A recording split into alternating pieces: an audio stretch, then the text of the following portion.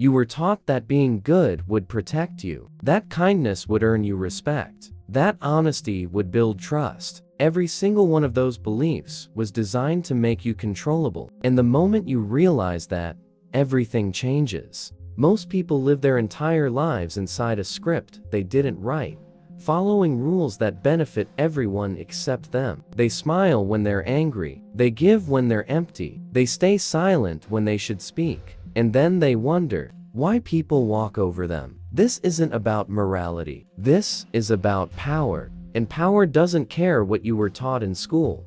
Machiavelli wrote The Prince over 500 years ago, and it's still banned from certain circles because it tells the truth people don't want you to know. He didn't write about how the world should be. He wrote about how it actually is. And modern psychology has confirmed every brutal insight he had. The techniques used to control masses, manipulate perception, and secure dominance haven't changed. They've just been rebranded. Today, you're going to learn 7 dark psychology secrets rooted in Machiavellian strategy and human nature. Not so you can feel inspired, so you can stop being used. If you've ever felt disrespected for no reason, ignored despite your effort, or replaced after your loyalty, this will explain why. Let's begin. The first secret is this: predictability is the fastest way to lose respect. When people know exactly how you'll react, they stop valuing your presence. You become furniture. Machiavelli said it clearly: the lion cannot protect himself from traps, and the fox cannot defend himself from wolves. You need both. Most people are either too soft or too aggressive, and both are easy to manage. The predictable kind person gets used until they break. The predictable aggressive person gets avoided or destroyed. But the one who can shift, who stays unreadable, becomes dangerous. And dangerous people are respected. Psychologically, humans are wired to test boundaries. It's survival behavior. We probe for weakness because weakness is exploitable. If you always forgive, people will hurt you with confidence. If you always fight, people will set traps. The solution is strategic inconsistency. Sometimes you're warm, sometimes you're cold, sometimes you're silent, sometimes you act immediately. This isn't game playing, it's protection. Predators hunt patterns. Break the pattern and you're no longer prey. Your ex tested you and you failed every time because you were predictable. Your coworker disrespects you because you react the same way under pressure every single time. Fix that and watch how fast the dynamic shifts. Here's your rule: never let anyone confidently predict your next move. The moment they think they have you figured out, you've already lost. The second secret: people don't judge your intentions. They judge your position. Machiavelli was obsessed with this. He watched good men lose kingdoms and ruthless men build empires. And he realized the difference wasn't morality. It was strategy. You can have the purest heart in the world, but if you're weak, you'll be called naive. You can be selfish and calculating, but if you win, you'll be called wise. That's not fair. But fairness is a children's story. This is one of the hardest truths to accept, because we're taught that people see us for who we really are. They don't. They see results. They see how you carry yourself. They see whether you're rising or sinking. A CEO who donates millions is called generous. A broke person who gives their last dollar is called foolish. Same action, different perception. The world assigns meaning based on context, and your context is your power level. That's why you can work twice as hard as someone else and still get half the credit. It's not about the work, it's about the frame. Stop explaining yourself. Stop defending your intentions. Start controlling how people perceive your value. Speak less. Move with certainty. Let your position do the talking. The most respected people in any room aren't the loudest or the kindest. They're the ones whose presence alone shifts the energy. Build that. Here's the rule: your reputation isn't built by what you feel, it's built by what others see. Control the image or someone else will. The third secret, and this is where most good people destroy themselves: Boundaries without enforcement are just suggestions. Machiavelli said that being feared is safer than being loved, because love is held by a chain of obligation that men, being selfish, will break the moment it serves them. But fear is held by the dread of punishment, which never fails. You don't have to be cruel, but people must know there are consequences.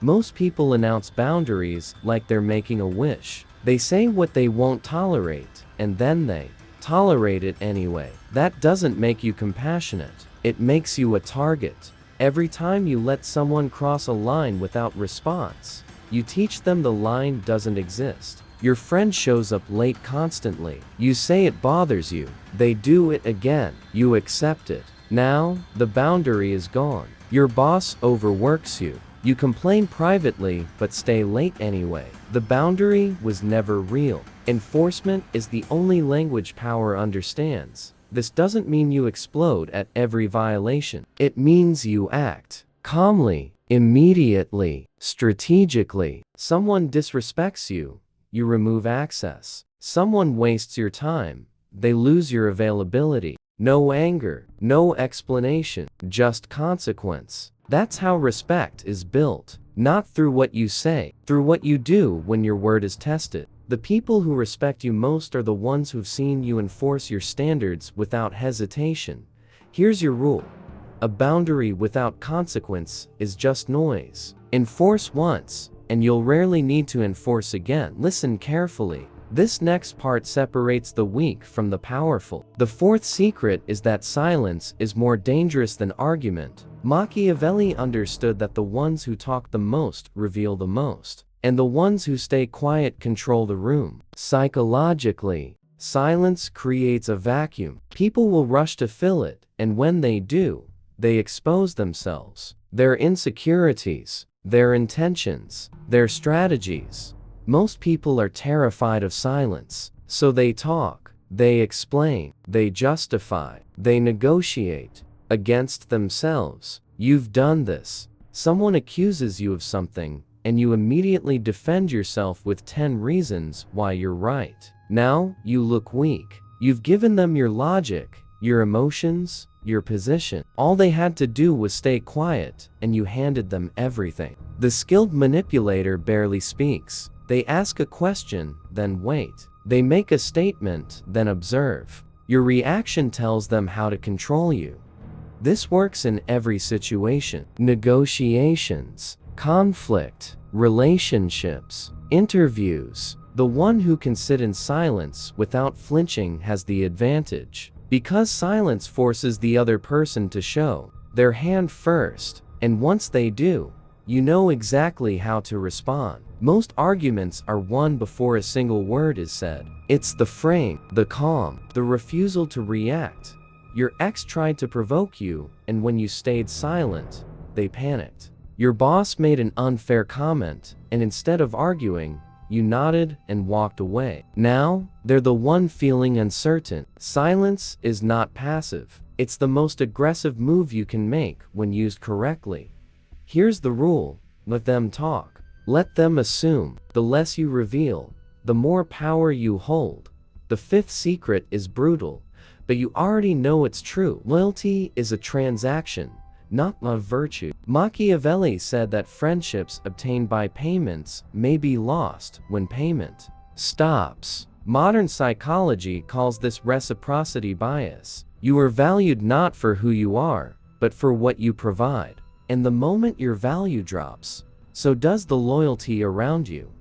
This isn't cynical, it's clarity. You've seen it happen. The friend who disappeared when you had nothing to offer. The partner who left when you were struggling. The company that replaced you after years of service. They didn't betray some sacred bond. They followed their incentives. And you would have kept suffering if you kept pretending loyalty was unconditional. It's not. It never was. This doesn't mean people are evil. It means people are human, and humans move toward benefit and away from cost. Your job is not to be hurt by this. Your job is to understand it and use it. Stop giving loyalty to people who only stay because it's convenient. Stop sacrificing for relationships that wouldn't survive your absence. Test loyalty by withdrawing. See who stays. See who reaches out. See who fights to keep you. Most won't. And that's the answer.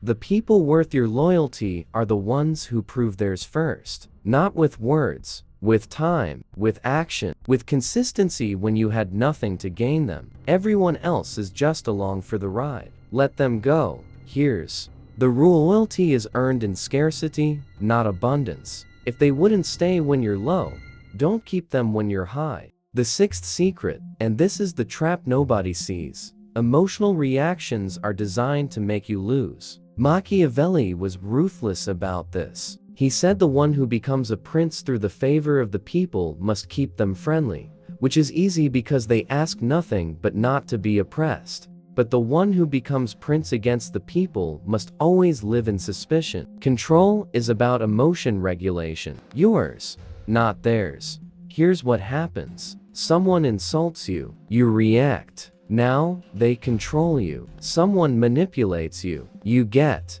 angry. Now, you look unstable. Someone baits you into an argument. You engage. Now, you've lost the frame. Emotional reactions are traps, and most people fall into them a dozen times a day. Every time you let someone pull you out of your calm, you've handed them your power. They didn't beat you with logic. They beat you with emotion.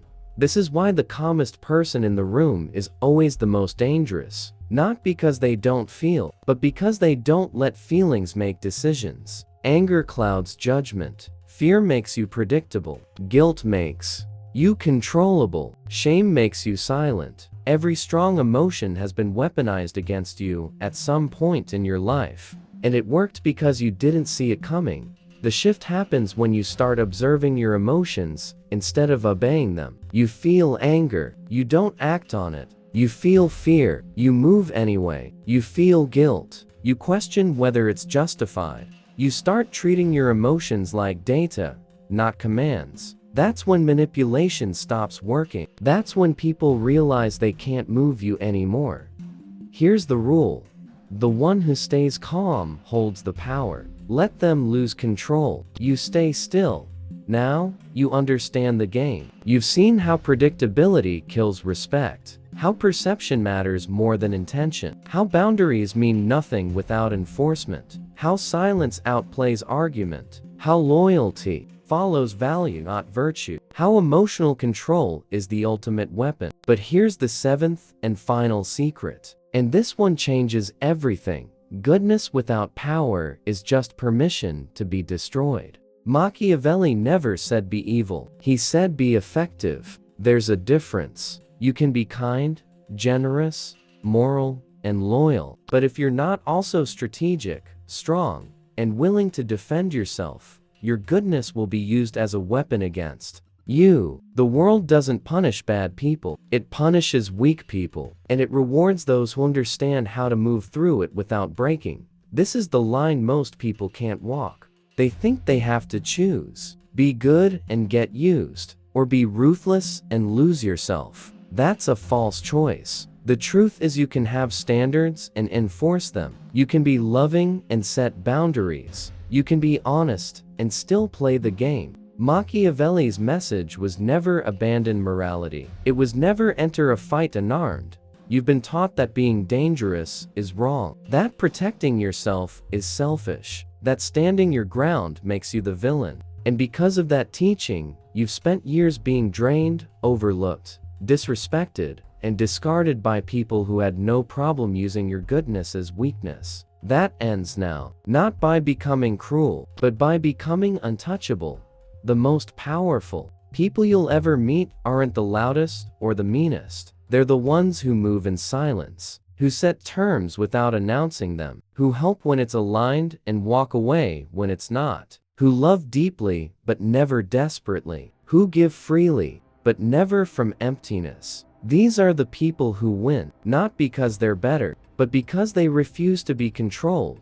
This is the philosophy Machiavelli tried to give you 5 centuries ago. It's the same one psychologists confirm in every study on power, influence, and human behavior. The rules haven't changed. You've just been distracted from learning them. But now you know, and ignorance is no longer your excuse.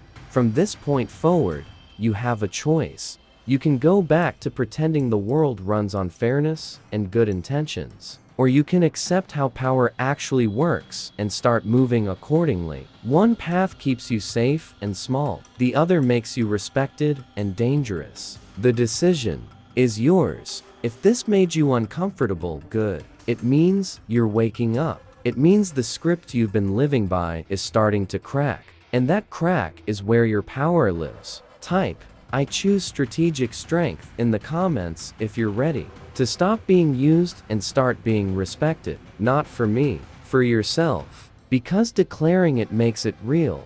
This isn't the end. This is the beginning. You've just been handed the manual most people will never read. What you do with it will decide whether you stay a player or become the one making the rules. Now go. And remember this: power respects strength. Nothing else.